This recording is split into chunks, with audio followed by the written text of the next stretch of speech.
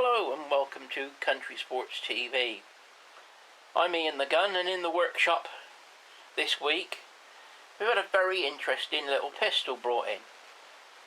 Flintlock, made in America, made in 1837 by Walters. Yes, we've got the pistol's there, and a box of bits. The guy brought it in a paper bag. We've got the lock, got the cock, got the frizzen spring, mainspring, and 2 broken screws. All the rest of the screws are missing. So we've got to figure out what thread's on the lock and make up the screws. Easiest way to find out what threads we've got, use a tap and get a tap that's reasonably the right size. Just see if it goes in to see if we got the right size. And that's 6BA. Closest I can get to it. May not be exact, because in these days, 1837, gunsmiths would make a die and make a tap, and if one broke, they would make dies and taps off of dies and taps, and you wouldn't get a universal size. So 6BA is as close as I can get, and now we'll make up some screws.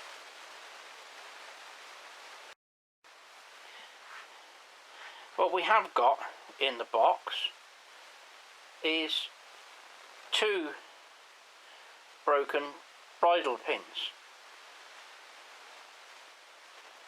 That'll give me the right size and shape to make it.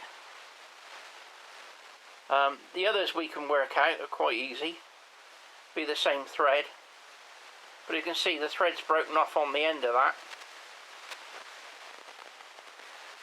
Now it just needs remaking, and we make them the same style that was in there and try and copy the best we can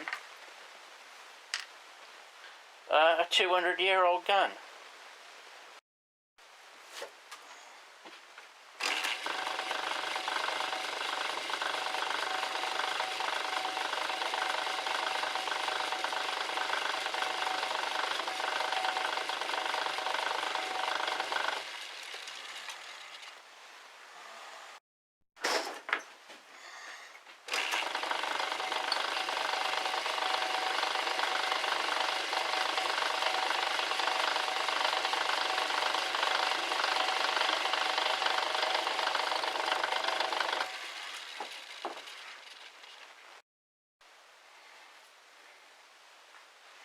When you've got the right size, match it up to the old pin, make sure we've got enough on the end for the thread.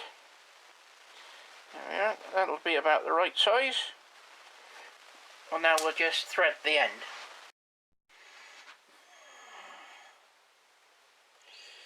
Now that's threaded the end, 6BA.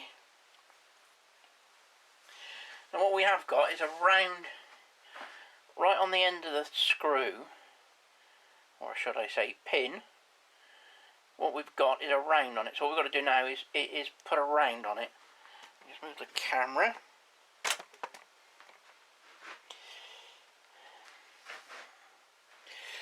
This is just done with a file. And just round off the end, just so it looks right.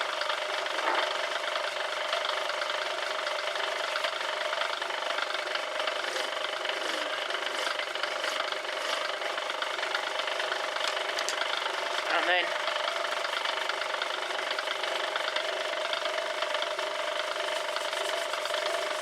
polish the end off. And that should be it. We leave the head blank for now until we've matched it up and made sure it fits in the lock now. Let's see how that fits into there.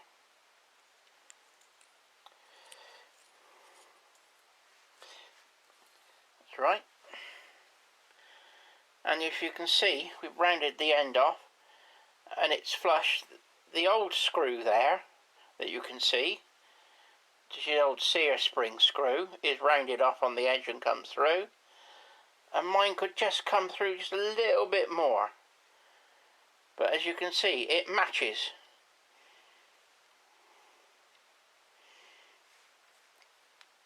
You might just deepen the thread a little bit on that so that it comes through just a little. Right, there you are. We've made it slightly longer, let it come through a little bit more, and rounded it off so it looks right.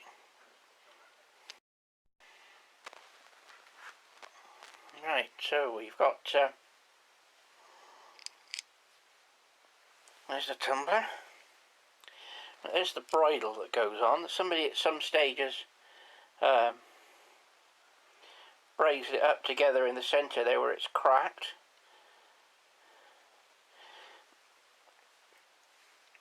We made a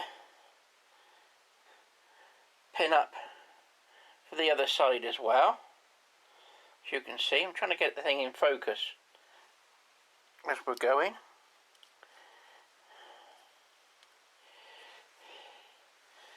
That one in. And this one I still haven't finished off. I finished the other one off. This goes in.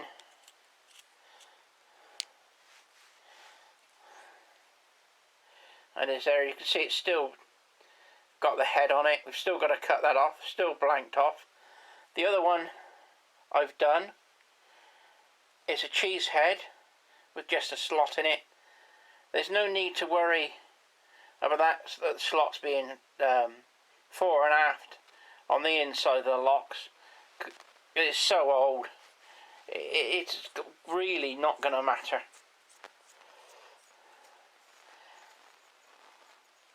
If it was a Purdy or a Churchill, we would blank the head off and then see how it goes in, and then mark the head or mark the slot, and then take it out and put the screw slot in so that it went fore and aft.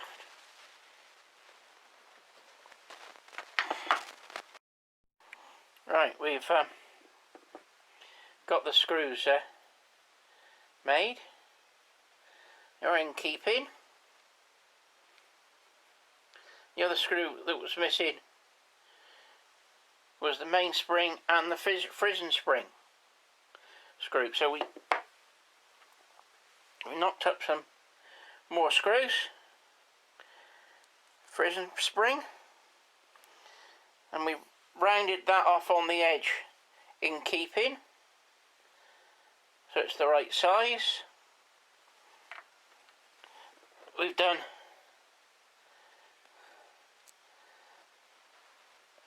keep screw for the cock. That's done. We've also done a little screw, little pin, and that is for the mainspring, which is also missing.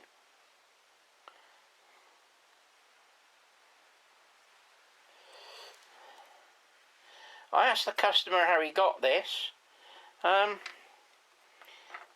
he told me he bought it and all the parts were in a bag. He said that I was the expert and I wouldn't know how to put it back together. Well, I've been doing these jobs for years. When I was an apprentice, when I was at Crudgington's in Bath, we had a part-time retired gentleman by the name of Dick Chapman.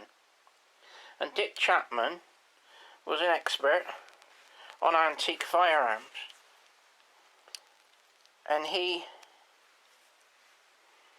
would repair, make new cocks, make a whole cock, like that, from scratch, and top jaw and screw. As I was an apprentice, I used to have to cut the steel out of solid and drill the holes for him, and then rough it out, and he would come down and finish it off. And as my apprenticeship went on, as time went on, I was then making the chop jaw screws, and then I was able to make the top jaws, and then as time went on again, I then started making the cocks myself, and actually make a cock like that out of solid steel. Start off with a block, file it up, and you would use photographs in gun books. You know, the coffee gun books you get with loads of antique firearms in. You would try and find the lock that matched what you were doing. That's the frizzen spring on. The frizzens on these were brass, so they didn't tarnish onto the plate. I thought that might have been an addition, but looking at the internet, it looks like they were all made like that from original. On the mainspring, use a spring clamp. I made this spring clamp,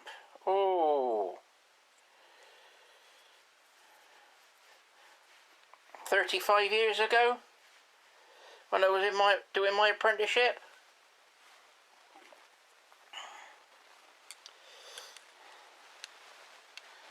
Right, put it in place, lock it in place.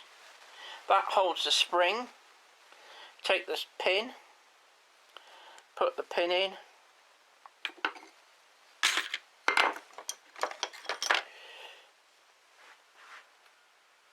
and then use a screwdriver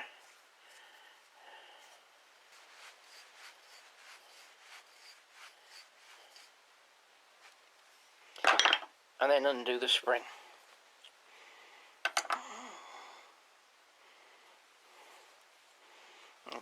And then the cock will go on there.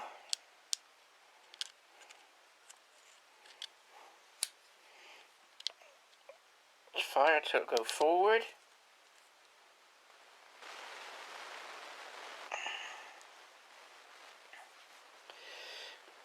And then the cock spring pin. Then the cock spring goes in place, and that's the lock back together. Now what's missing on the pistol is the ramrod. So what we've done, we've gone on the internet and we found a photograph that's of the same pistol. Obviously this will be the other way round, as you can see. All we've got to do now is make the ramrod and all the bits, which we've done. I know this only looks about 5 minutes on the video, but this has taken me all day to do. What we've done is we've got a rod, got two little arms. That's riveted on there, and what we're doing now is we just tarnish it down, let it rust to make it, because you don't want shiny steel on an antique. Keep it in keeping with the firearm. It would have a ball on the end. That's actually screwed onto there, so it's locked on, and then that goes in place on there.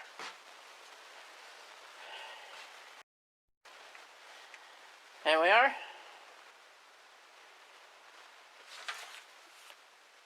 Ramrod in place.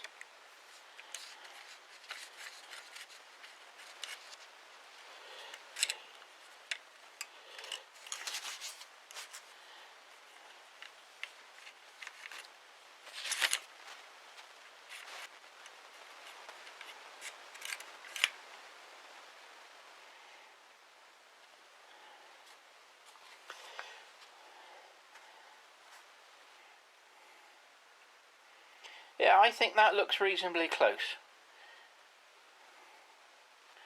That's the drawing. That's the original. And that's the copy. I think that looks reasonably close to me.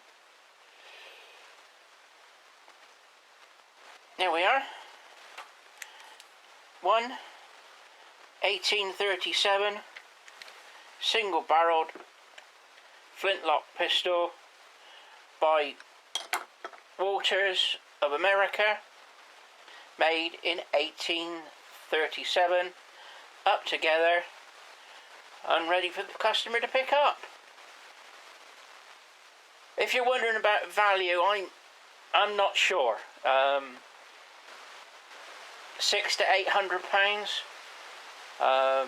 On the internet in America, they're selling from anything from £1,000, $1,000 I should say, to $7,000. But the one that was $7,000 was in mint condition, and you couldn't say this was in mint condition. It is in good condition for its age, but it is not mint. Well, there you are. That's what I do. I repair antiques and try and get them as close as I can to the original, and get them working again.